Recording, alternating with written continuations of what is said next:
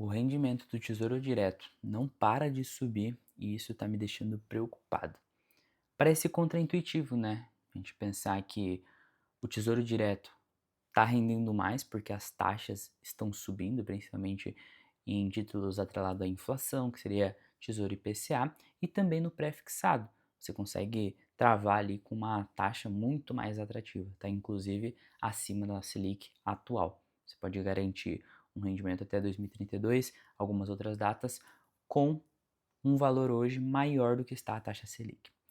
E existem alguns problemas que isso pode estar apontando que vai acontecer futuramente. E é por isso que essa taxa, que vem subindo bastante, principalmente nesse último mês, me deixa um pouco mais preocupado com o futuro do país.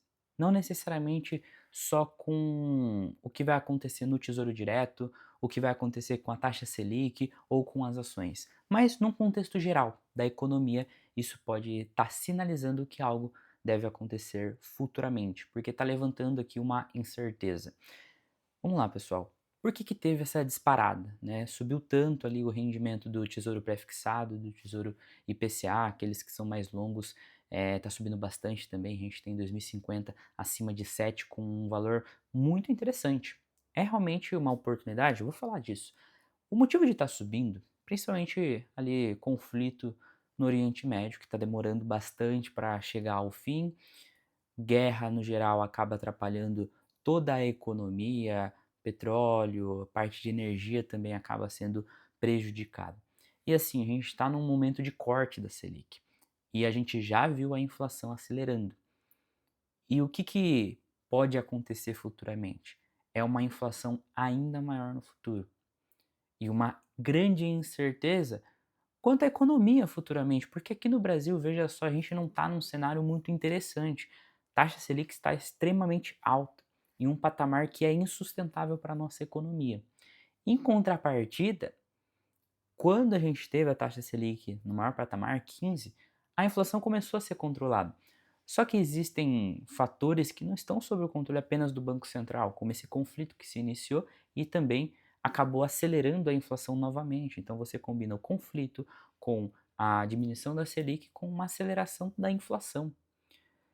E com isso a gente viu ali IPCA pré subindo, principalmente porque os juros futuro aqui no Brasil teve um grande avanço também na curva de juros futuro.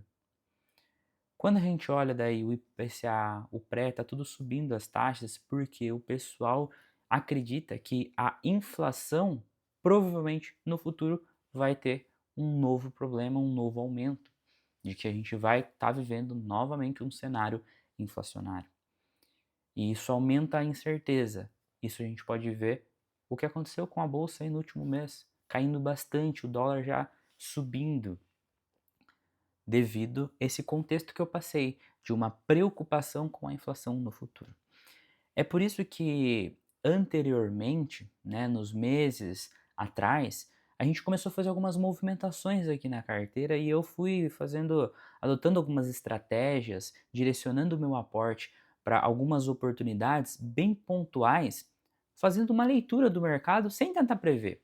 Isso daqui eu não imaginava que iria acontecer, inclusive está me preocupando porque não estava sendo esperado que as taxas subissem tão rapidamente num curto espaço de tempo, da forma que foi. Então, eu não sabia que isso ia acontecer. Ninguém sabia. Quem crava assim, tá mentindo. E o que a gente fez? Quando a gente estava fazendo uma leitura, uma análise do mercado, o que a gente via nesse começo de ano? Bolsa esticada e subindo bastante, batendo recordes. A gente estava vendo as taxas do tesouro caindo. IPCA estava bem baixo a taxa, já não estava mais no melhor momento para você aportar ali. Que a gente fez? A gente viu uma oportunidade em dólar, porque o dólar ele chegou abaixo de R$ 5. Só que nesses momentos, né, as emoções acabam aflorando e as pessoas às vezes vai mais pelo viés emocional do que na parte analítica, sendo racional para fazer os investimentos. Porque quando o dólar começa a cair assim, o pessoal não quer dolarizar a carteira. Quer dolarizar quando as coisas começam a ficar feias, quando a situação já não está legal. Então o que a gente fez? Bolsa esticada, as taxas caindo, então Nesse momento, eu vou com um pouco mais de cautela no aporte em bolsa. Vou pegar ali umas oportunidades bem pontuais que ainda tem margem de segurança. Alguma renda fixa que ainda é, vamos dizer assim, interessante, mas essa oportunidade em renda fixa, em bolsa, ela foi reduzindo. Então, consequentemente, nosso aporte foi menor nesses ativos. E o que estava interessante? Dólar, porque estava caindo bastante. E a gente direcionou o nosso aporte para dólar, tanto para expandir nossa posição em bolsa americana, reserva de valor, quanto também para bolsa global, investir em várias economias.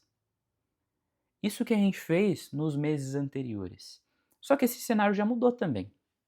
Porque agora, a bolsa já está caindo, abrindo novamente uma janela de oportunidade, as taxas estão subindo no tesouro e a gente tem o dólar também disparando. Já voltou ali acima de 5 rapidamente e está subindo. Aí muitas pessoas vê esse cenário caótico e já fala, pô, agora eu vou ter que dolarizar, agora eu vou comprar dólar, porque pode ser que no futuro fique ruim. Aí que eu falo que o viés emocional, as notícias, fica reagindo a essas coisas e prejudica a carteira. O que isso tem a ver com o tesouro, no final das contas, que eu comentei que o rendimento está me preocupando? É a questão da estratégia, né, do plano ali para os seus investimentos, para a sua construção de patrimônio, para a geração de renda passiva. Porque muitas vezes você vê as ações caindo, aquilo ali te deixa um pouco preocupado. Pô, tava tudo muito bonito, Ibovespa máxima histórica, tudo subindo, aí acontece isso, uma grande queda. Em maio caiu bastante o Ibovespa. E qual que foi a nossa leitura? Como eu disse, a gente fez essas movimentações, não aportou em bolsa, não aportou em renda fixa e focou em dolarizar. Só que isso já passou. Agora a gente já tem um novo cenário. As taxas não estão mais caindo, estou falando de renda fixa. Apesar da Selic ainda provavelmente continuar diminuindo, talvez o Copom até sinalize que em vez de continuar acelerando nos cortes, ele também vá trabalhando uma manutenção conforme vai se desenrolando a inflação. Então as taxas não estão mais caindo. A bolsa também não está mais subindo e o dólar está acelerando. Então o cenário mudou. E qual que é o planejamento a partir de agora com base hoje? Primeiro, tesouro, tá interessante as taxas. Faz sentido a gente aportar no tesouro, porque o rendimento dos títulos, apesar de gerar essa preocupação para o futuro, abre também essa oportunidade. E geralmente, quando a gente tem esses cenários mais pessimistas, cenário mais de incerteza, a gente consegue cravar boas oportunidades, porque abre margem para a gente. A mesma coisa vale para ações, porque a gente está tendo o Ibovespa caindo. A gente está tendo várias ações que estavam acima do preço teto, que não tinham mais margem de segurança, ou a margem de segurança estava muito apertada, novamente abrindo uma janela de oportunidade. Então, o aporte ele pode ser direcionado num planejamento estratégico, numa forma de aproveitar uma oportunidade para tesouro, pegando ali um pouco de pré para carteira, um pouco de IPCA. Eu gosto de trabalhar muitas das vezes até ETFs para se expor a esse tipo de título, principalmente para pré. Então, você pode ajustar a composição da sua carteira, de repente eu não tenho nada de pré ainda, ou a minha posição é muito pequena, vou aportar um pouquinho em pré. Ah, o que eu tinha atrelado à inflação era muito pequeno, vou aumentar minha posição já que as taxas subiram. Ou eu não tinha nada, não tinha nenhuma posição nesses ativos, estava só investindo em ações. Agora eu vou começar a construir uma posição, já que as taxas, que antes estavam caindo, agora deram uma acelerada e novamente estão interessantes. Esse é o raciocínio que a gente está tendo por aqui. Porque o dólar já está subindo, a gente já está até colhendo os frutos do dólar, que a gente foi beneficiado. E não é uma questão de ficar prevendo. É uma questão de você olhar para sua carteira, como ela está hoje, o que falta, e pensando sempre em construir uma carteira diversificada. Porque eu já vou falar um pouco mais sobre isso da diversificação, mas antes disso a gente está direcionando os aportes para esses ativos, mesmo com assim, o risco aumentando, a incerteza também, mas a gente vai seguir monitorando, tanto o conflito quanto o Banco Central, as comunicações principalmente, as sinalizações, se eles vão continuar nesse corte mais agressivo, ou se vai de repente estabilizar, ver como a inflação responde, ver como está a situação global, acompanhar a inflação, que já acelerou novamente, acompanhar como ficará o fiscal do Brasil futuramente com Selic alta, com essa inflação novamente acelerando e podendo estar maior futuramente. Ano de eleição a gente tem. Só que todas essas coisas, pessoal, é difícil prever. E não tem como prever. Então, o mais importante aqui é a carteira diversificada que eu ia falar em mais detalhes. Eu fiz um vídeo falando sobre Ray Dalio, sobre Markowitz. A gente tem ali teorias, a gente tem metodologias que mostram pra gente que não dá para prever e a melhor forma de eu ganhar dinheiro com segurança é construindo uma carteira diversificada. Esses dois grandes autores, grandes investidores, nos mostram isso. A gente precisa ter uma carteira convexa, que é o que o Taleb fala muito. Essa questão de eu conseguir ganhar dinheiro, construir patrimônio, gerar renda passiva, independente de prever qual que é o futuro. Independente de como o mercado está caminhando, porque eu tenho uma carteira que ela ganha em qualquer cenário do mercado. Como que eu consigo ter uma carteira que ganha em qualquer cenário? Uma carteira diversificada, tendo renda fixa, tendo investimentos em dólar, tendo investimento em bolsa brasileira. Porque se a gente pegar o último mês, a gente tem o seguinte panorama falando dos mercados. A gente tem bolsa caindo, a gente tem títulos atrelados à inflação caindo também, então se você pegar nos últimos 30 dias, por exemplo, qual foi a performance? Se a gente olha pela marcação a mercado, caiu, teve uma desvalorização, até os pré também. O dólar subiu. E aí quando a gente olha todo o mercado, como se desenvolveu nesse período de tempo e olha as carteiras que a gente gerencia, pô, a bolsa caiu forte em maio. Em comparação às carteiras que também tiveram uma queda, algumas delas, não todas, porque tem algumas carteiras que dependendo do perfil até ficou no positivo, dependendo da alocação, elas caíram muito menos do que toda a bolsa. Caiu também menos até que a parte de inflação, quando a gente olha ali para títulos do Tesouro atrelado à inflação, a parte pré. E isso tudo traz uma segurança, porque a gente vê que mesmo nesse cenário pessimista do mercado, mesmo nesse caos se acendendo novamente, a carteira segurou as rédeas. Caiu, beleza, um mês negativo, mas não caiu tanto quanto o mercado por conta de diversificação. Se é uma carteira só focada em IPCA, teria caído. Se é uma carteira só focada em bolsa, teria caído muito mais. Só que uma carteira diversificada caiu muito menos.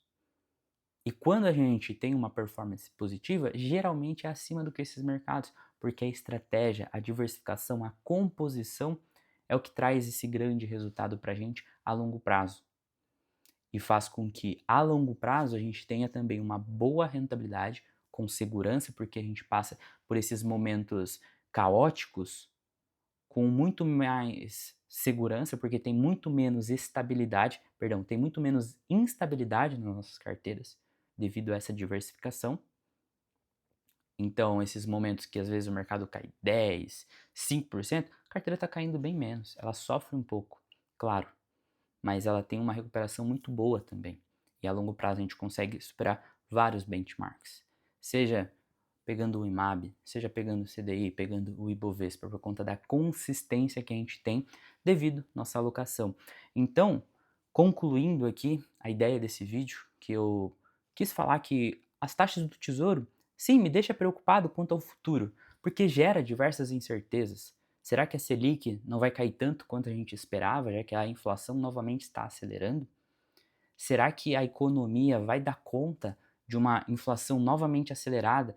Banco Central, o que vai fazer com os juros? Isso levanta várias dúvidas, isso gera muita incerteza. A gente tem eleição esse ano também.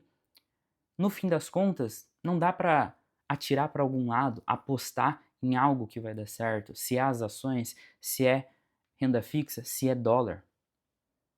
Porque pode ter vários cenários que, inclusive, a gente não consegue nem imaginar agora que vem acontecer. Mas o que dá para saber que vai trazer resultado a longo prazo eu aproveitar sim essa oportunidade do Tesouro hoje, mas não só fazer isso, e sim construir uma carteira diversificada: ações, renda fixa e investimentos em dólar.